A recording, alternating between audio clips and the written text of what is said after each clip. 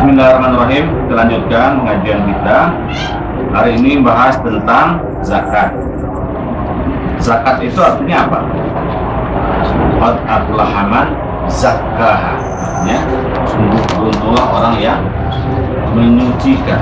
Jadi artinya zakat itu menyucikan harta, menyucikan jiwa. Secara bahasa. Nah, definisi lain lagi dari kata-kata zakat itu adalah al-barokah.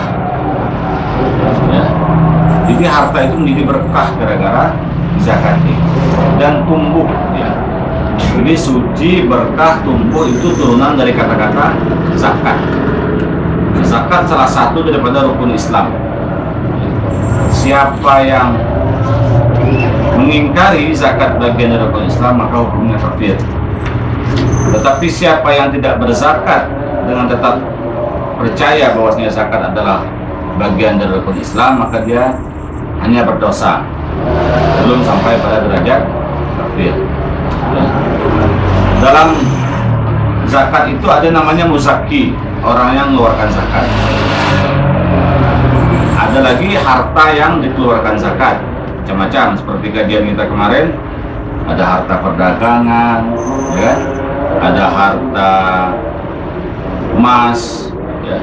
Ada zakat profesi, ada peternakan, ada pertanian, ada rikas. Rikas, ingat apa rikas? Barang temuan. Nah, itu rikas namanya. Bukan temu tengah jalan, itu bukan. Anda mencangkul di kebun, di kampung, tiba-tiba ketemu yang mahal, ya, bukan sekedar dompet, bukan, tapi emas bongkah drum zaman Fir'aun, harta karun. Nah, itu zakatnya beda, ya, bukan 2,5%, tetapi 20% itu zakat. Nah, jadi ada muzaki, ada barang yang disakati, ada niat kemarin itu, ada mustahik. Nah, yang kita bahas sekarang ini mustahik. Mustahik itu siapa? Orang yang menerima zakat. Dalam surat At-Taubah ayat 60. Ada yang hafal? Innamas shadaqat lil fuqara wal masakin wal 'amilina 'alaiha wal mu'allafati qulubuhum wa fil riqabi wal gharimin wa fi sabilillahi wa ibnis sabil. 8. Nah, itu kalau hafal kan hanya itu, ya. Mudah saja. Jadi yang pertama itu orang fakir. Orang fakir itu orang yang tidak ada punya pemasukan. Kalau dia sehari butuh makan uang 20.000 umpama, dari kebutuhan makannya itu senilai uang 20.000, dia kalaupun bisa mendapatkan uang paling tinggi 20.000, kadang-kadang tidak dapat dalam sehari itu, kosong. Itu namanya fakir. Tapi kalau orang miskin, kebutuhan dia itu 20.000, dia bisa mendapatkan 20.000 itu juga. Nah, itu miskin namanya. Tidak bisa menyimpan, tidak bisa menabung. Kalau orang fakir, kadang-kadang dapat 20.000, kadang-kadang tidak dapat sama sekali. Atau kadang-kadang dapatnya 5.000, 10.000. Ya. Ini fakir, fuqara jamaknya. Miskin, masakin jamaknya. Ya.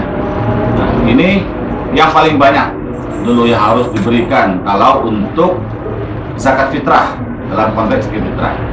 Tapi kalau zakat yang lain nanti kita kaji tentang astag-astag yang lain, ya. Ada selain zakat fitrah kan ada zakat mal. Jadi fuqara wal masakin wal amilin. Yang ketiga itu adalah amil. Amil itu orang yang menjadi petugas zakat. Boleh nggak orang kaya? Boleh. Ya. Orang kaya boleh menjadi amil. Artinya orang kaya bisa menerima zakat kalau dia amil. Nah, kalau dia anggota badan amil zakat atau dia anggota lembaga amil zakat, boleh dia menerima zakat kalau ingin diambil. Kalau tidak, ya tidak apa-apa juga. Kamu dikasih zakat, tidak usah, saya tidak boleh zakat, tidak apa-apa, gitu ya. Nah, yang keempat, wal mu'allafati qulubuhum, orang yang dilembutkan hatinya. Maksudnya apa? Orang yang baru masuk Islam. Jadi orang yang baru masuk Islam itu berhak menerima zakat, bahkan boleh lebih. Abu Sufyan ketika dia masuk Islam diberikan oleh Nabi 100 ekor unta untuk melembutkan, melunakkan hati Abu Sufyan, dan semakin mantap dia berislam. Karena wah, Dia berpikir kan, ini bagus nih agama yang baru ini, dia bisa lebih menentangkan hati lagi. Jadi secara tauhid dia sudah berislam, secara materi dia juga dicukupi, ya. Nah, yang kelima, wafir riqab. Riqab ini adalah hamba mukatab. Hamba di sini kalau sekarang nggak ada lagi kan. Kalau dulu itu ada hamba yang dikatakan oleh tuannya, engkau wahai hamba, kalau kau bisa bayar sekian, kau akan merdeka. Nah, kalau ada hamba begitu, maka kita kasih dia uang untuk bisa menebus dirinya sehingga dia menjadi manusia merdeka. Manusia merdeka itu sesuatu yang diinginkan oleh Islam. Islam tidak menginginkan perbudakan. Seperti kemarin kita bahas tentang kafarat. Kafarat orang yang hubungan suami istri siang Ramadan, itu yang pertama merdekakan budak. Yang kedua baru puasa 2 bulan turut-turut. Yang ketiga baru memberi makan bagi miskin 60 orang. Jadi dalam Islam itu sedikit-sedikit ada gitu ya, merdekakan budak. Artinya Islam sangat ingin tidak ada lagi perbudakan di dunia ini. Yang keenam itu adalah gharim. Gharim itu adalah orang yang terhutang di jalan Allah. Ya, yang kedua adalah sabilillah. Sabilillah ini orang kaya juga boleh, ya. Orang berperang, menjaga perbatasan, itu sabilillah namanya. Kalau hari ini tidak ada lagi peperangan, maka menegakkan agama Allah ini, mensyiarkan agama Allah ini juga termasuk pada fisabilillah. Menurut Syekh Yusuf Qaradawi, membangun masjid di Amerika atau di Eropa sangat sulit, Pak. Nah, itu boleh kita salurkan zakat di tempat yang sulit menegakkan masjid itu, karena itu perjuangan memang. Kalau sudah tegak masjid itu luar biasa, ya, termasuk fisabilillah. Yang terakhir itu adalah Ibnu Sabil namanya. Ibnu Sabil itu adalah orang yang di perjalanan yang kehabisan bekal, tidak bisa pulang. Silahkan datang ke cinta Pak sedekah, Pak saya mau pulang kampung nggak ada uang. Pulang kampung mau mudik, ya.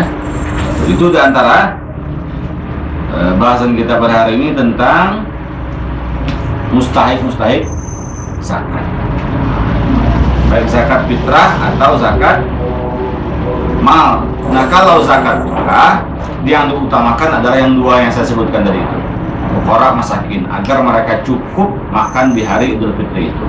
Tidak boleh ada orang Islam yang kelaparan di hari raya. Itu yang diinginkan. Kata Nabi, "Aunuhum fi hadzal yaum." Cukupkan mereka di hari ini. Tidak ada yang boleh menangis tidak punya.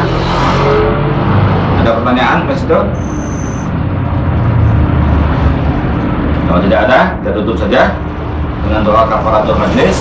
Subhanallahumma wa bihamdika asyhadu an la ilaha illa